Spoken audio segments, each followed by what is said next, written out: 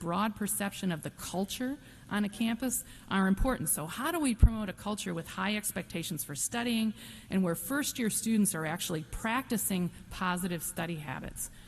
So this is one thing, I'd love to hear your thoughts about this. How do we do this? How do we get more students to actually practice these positive study habits, because they make a difference? So to me, this is and it reinforces that adage, that message that's been a part of orientation that we kind of drone on about for a long time. But wow, this is where it's at. This is important. So that's kind of new on the engagement front. Those are some new things that we're seeing around that.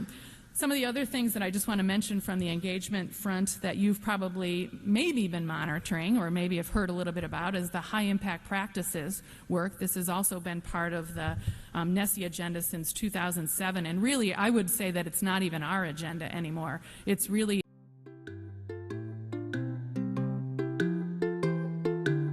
droʊn.